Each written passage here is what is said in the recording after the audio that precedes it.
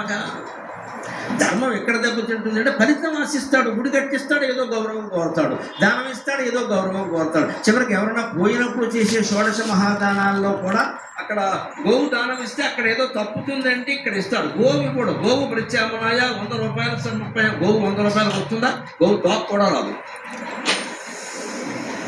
గృహదానం చెయ్యాలి అంటే గృహదానం చేయకపోయినా కనీసం ఓ 2 నెలలు అద్దెనా ఇవ్వాలా, పురోహితుడికి ఇవ్వకూడదు. మన గృహదానం ప్రత్యామ్నాయ 500 సమర్పే. 500 ఏమొస్తుంది? ఇల్లు చిన్న కిటికీ మొక్క కూడా రాదు. ఏమనంటే బ్రాహ్మణ రేట్లు పెంచేశారు. దుర్మార్గులు ఎవరంటే వాళ్ళే. ఆ వాళ్ళ రేట్లు పెంచకూడదు, ఎవడైనా పెంచచ్చు. మరి గృహదానం అంటే గృహదానం వచ్చే బంగారం దానం వేరు. కూతురికి కోళ్ళకి కేజీలు బంగారం చేయిస్తారు. పురోహితుడికి బంగారం ఇవ్వాల్సి వచ్చేసరికి తమలపాకు ఒకటి తీసుకుని అందులో ఒక రేఖ, అది అరుంధతి నక్షత్రంలాగా ఉంటుందో ఉండదో తెలియదు.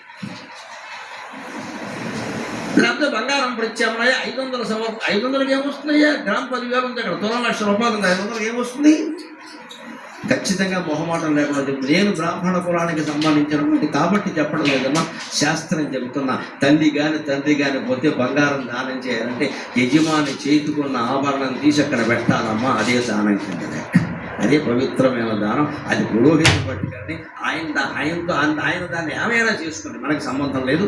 మన తల్లికి రావాల్సినటువంటి సద్గతులు కలుగుతాయి ఖచ్చితంగా.